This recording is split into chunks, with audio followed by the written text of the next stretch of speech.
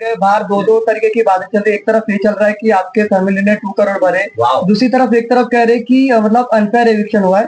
आपका क्या कहना है? और दूसरी तरफ ये भी है कि कुछ सोशल मीडिया इन्फ्लुएंसर हो, टीवी के या बॉलीवुड के एक्टर्स हो, हर कोई आपके लिए सपोर्ट कर रहा है, हैशटैग ब्रिंग बैक आदेश का हैशटैग चला रहा है। क्या कहना चाहेंगे इसके ऊपर आप? अगर देखो, अगर 2 करोड़ दिए होते हैं तो मैं ये ब्रिंग बैक क्यों उन लोग का रीशेयर कर रहा होता। और सबसे पहली बात तो ये है कि 50 लाख के शो पे मैं 2 करोड़ दे के आके घाटा क्यों लूँ। सबसे इम्पोर्टेंट चीज है समझना है लोगों को, ये मैथ है, सिंपल मैथ है कि मैं 50 लाख के शो में 2 करोड़ दे के आ रहा हूँ खाली कुछ दिन के लिए, ये क्या करूँगा मैं।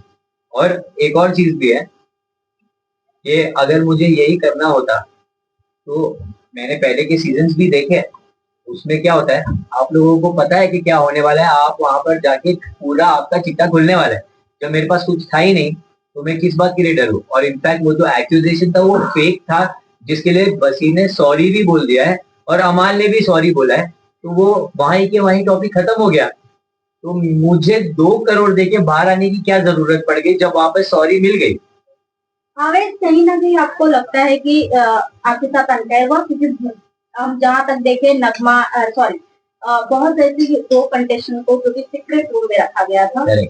आपको भी रख सकते थे, नगमा को भी रख सकते थे, बट रखा नहीं। कहीं ना कहीं अनफेयर हुआ आपके साथ में।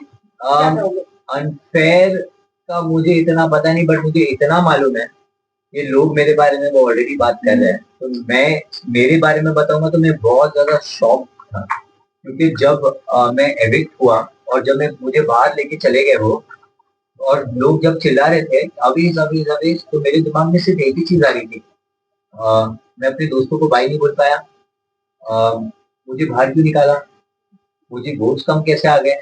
ऐसी कितनी सारी चीजें मेरे दिमाग में घूम रही थी। मैं इनफैक्ट ये भी चाहता था कि मैं वहां से चिल्ला के बोलूं ये गाइस डोंट वरी, मैं बाहर हो गया तो क्या हो गया, तुम लोग मेरे लिए जीत के आना। पर मेरे वर्ड्स ही नहीं निकल रहे थे, क्योंकि मेरे इतना सब कुछ दिमाग में चल रहा था, वो मैं कुछ एक्सप्रेस ही नहीं कर पाया। फिर मैं जब वहां से निकल गया बाहर, मैं घर पहुंचा, तो जब मेरी मॉम ने मेरे को देखा और वो एक शॉक होके उन्होंने बोला अरे तू क्या कर रहा है, गौहर तो अभी जस्ट आके गई है और तू अभी क्या कर रहा है यहाँ। मैं बोला मैं एविक्ट हो गया हूँ मैं। तो वो खुद शॉक हो गए और वो रोना चालू कर दिया। फिर अनम आई, वो रोना चालू कर दी, नगमा आई, वो भी रोना चालू कर दिया। पूरा घर खाली रो ही रहा था। और उसके बाद मैंने बोला ये सब छोड़ो, कोई बात नहीं, मुझे बताओ क्या कैसा चल रहा है। तो उन लोगों ने फिर बताना चालू किया कि तेरा वीडियो ट्रेंड कर रहा है बाहर, you are trending on number 1, ये सब। तो फिर बोला ये सब सुनने के बाद तो फिर मैं वो वोट कैसे कमाए। मुझे कहीं ना कहीं लगा कि लोगों को मेरे गेम पसंद नहीं आ रहा होगा, इसकी वजह से लोगों ने नहीं किया होगा वोट। पर ये सुनने के बाद जब आप ट्रेंड कर रहे हो और आपकी हर चीज वायरल चल रही है तो मैं बिल्कुल नहीं मानूंगा। और मेरे से काफी सारे लोग हैं जो अंदर, जो आई थिंक पता नहीं क्यों भी है अंदर, और वो कुछ भी नहीं कर रहे हैं। और उनके पहले मैं आ गया हूँ भाई, नाम भी चाहिए आपको। तो जो सीधा जाके लेफ्ट लेके जो चाय बना उसका क्या काम है वहां पे। वो सिर्फ चाय बनाने के अलावा कर क्या रही है, क्या कर रही है। वो सिर्फ लोगों को प्लीज कर रही है, मुझे वोट दो, मुझे वोट दो, मुझे नॉमिनेशन से बचाओ। आज तो बिग बॉस ने खुद ही बोल दिया ये भाई आंदोलन बंद करो। क्या चल रहा है नीलम बचाओ आंदोलन, कब से चल रहा है। आई वाज इरिटेटेड, और वो कोई किसी ने स्पॉट नहीं किया था, मैंने स्पॉट किया था। मैंने उसको ब्लैक मार्क मारा था कि भाई बैकफुट पे तो नीलम खेल रही है। तब लोगों ने ऐसा बोला था कि क्या गलत बोल दिया तूने, जीके को बोलना चाहिए था। मैं बोलू क्यों बोलू जीके को। पहली बात तो जीके है हर टाइम अपना स्टैंड लेता है, बताता है, लोगों के लिए खड़ा रहता है। नीलम ने कब लिया है, मैंने कभी सुना ही नहीं नीलम को। मैंने खाली नीलम को बेड पे उसके साथ में चुगली करते हुए देखा है। तो वो कौन सा गेम है, ये गेम बिग बॉस चुगलियों का है? नहीं, this is a game of taking stand, opinion रखना, अपने दोस्तों का वो पक्ष रखना, टास्क में दिखना। टास्क में नीलम ने बहुत अच्छा किया था, वो मैं मानूंगा, बट उसके अलावा देयर इज नथिंग। जीशान भाई बिस्तर पे सिर्फ 6 दिन से सो रहे थे, उनका भी कुछ गेम नहीं है। वो आते एक ऐसा बोल के कुछ चले जाते हैं, उसके बाद कहाँ है वो, गेम में है ही नहीं। व्हाई इज ही इनसाइड और मैं क्यों बाहर। ऐसे काफी लोग कहीं ना कहीं जब आपके पर्सनल फायर हुआ, आपको कहीं ना कहीं आपको बोलना चाहिए, स्टैंड लेना चाहिए, बट आपने नहीं लिया। वो कहीं ना कहीं ऑडियंस को बहुत बुरा लगा। डेफिनेटली मसाला बन सकता था अगर आप करते तो शायद अब तक बहुत के घर में रहते। तो अभी आपको मैं अभी नैरेटिव बताता हूँ इसका। क्या बताया गया कि मैंने स्टैंड नहीं लिया। फिर ये भी बोला गया कि स्टैंड लेने का मतलब जोर से चिल्लाना नहीं होता है, आप अपना स्टैंड नॉर्मली बोल के भी ले सकते हो। मानते हो बात? हाँ तो मैंने जब बोला बशीर को ये बात, जब कन्फ्रंट किया कि तूने क्यों बोला, तो सॉरी किसने बोला? सॉरी किसने बोला? बशीर ने बोला, अमाल ने, दोनों ने बोला। तो ये स्टैंड नहीं लेना हुआ तो क्या हुआ? बट सॉरी के बाद भी उन्होंने आपकी उनको पूछने दो ना। आविद, आपने जानना चाहूंगी जो भी चीजें बिहाइंड आप अंदर से आपको नहीं पता होगा, जो भी चीजें बात हुई, ऑब्वियसली आपको एक आधे से ज्यादा चीज भी नहीं पता है। कंसर्न था कि नगमा की फैमिली की तरफ से क्या रिएक्शन आएगा, नगमा की तरफ से क्या रिएक्शन आएगा। अब जब आप घर से बाहर आएंगे, क्या रिएक्शन आपको उनकी फैमिली की तरफ से मिला है और नगमा का क्या रिएक्शन था? ओके, जो चीज मैंने उसे एकदम हैवी लेके स्टैंड नहीं लिया था, वो रीजन वन ऑफ द ये था कि it's a very sensitive topic. अगर वो सिर्फ मेरे बारे में होता तो मैं जैसे बशीर को छिलका बोल के मैं बोल सकता था, वो फिर से किया होता। मैंने अगर पहले किया तो दूसरी बार क्यों नहीं करूंगा? आई न्यू कि वो एक और इंसान इन्वॉल्व है, उनकी फैमिली भी है। नगमा को सब कुछ पता है पर उसकी फैमिली को तो नहीं पता है ना। सो समवेयर मुझे ऐसा लग रहा था कि अरे यार, उसकी फैमिली को वो किस तरीके से बताएगी कि ये फॉल्स है, ये एक्यूजेशन ही गलत है, ये वो। मेरे दिमाग में बहुत सारी बातें चल रही थी और मुझे कहीं ना कहीं पता है कि ये लोग सारे बहुत मैनिपुलेटिव है। वो कहीं ना कहीं घूम फिर के कुछ ना कुछ ऐसी बात दिखाएंगे कि वो अपनी बात मनवा लेंगे। सो आई ऑल्सो वॉज लाइक, अब मुझे यहाँ पर उसकी बात पता है, I can also say things. So I went out storming. फिर मेरे को ऐसा हुआ कि अगर मैं उसकी बात बता दूंगा तो मेरे और उसमें डिफरेंस क्या हुआ। तो वो चीज में मेरे दिमाग में बहुत सारी चीजें घूमने लगी and I started crying because मैं होल्ड ही नहीं कर पाया कुछ भी। बट मैं फिर भी बाहर गया। That this is called stand. अगर आपको नहीं समझ में आ रही है बात, क्योंकि मेरे को बोला गया, सलमान सर ने भी बोला है, आप अपनी बात रखो, वो ही स्टैंड होता है। अगर मैंने मेरी स्टैंड लिया हो, मैंने जाके उसको बोला हो कि तूने किस बात के किस बेसिस पे बोला है, वो थर्ड पार्टी के सुनने की वजह से। वो थर्ड पार्टी ने तो तेरे बारे में भी एक शो में बात किया था, तो उसने खुद बोला कि वो तो फॉल्स एक्यूजेशन है। तो मैंने बोला तो मेरा एक्यूजेशन कैसे सही है? तब उसने रियलाइज किया वो बात और उसने बोला कि आई एम सॉरी भाई, जो भी बोल दिया है, आप अकेले में आके बात कर सकते हैं। मैंने बोला ठीक है, कर लेंगे, क्या है उसमें, कर बात। तो जब आया वो, मैंने उसको बोला, she I know everything about you. मैंने कुछ नहीं बोला और मुझे मालूम है कि वो जो बात मेरे पास है उसकी वजह से तू डर गया है, क्योंकि वो कहीं ना कहीं सच है। नहीं तो Bashir will never say sorry for anyone. ये मुझे पता है। अगर वो कोई भी ऐसी टाइप की फाइट है, वो कभी किसी को सॉरी नहीं बोलेगा। Somewhere he knows that he knows few things. उसकी वजह से उसने नहीं बोला and he wanted to sort things out that time. फिर धीरे धीरे उसने रियलाइज किया कि सॉरी बोला तो मैं गलत दिख गया हूँ। फिर उसने वापस नैरेटिव सेट करना चालू किया कि भाई, उसको मैंने सॉरी बोला, उसने मुझे सॉरी नहीं बोला, ऐसा क्यों क्यों मैं बोलूं, मैं गलत था ही नहीं।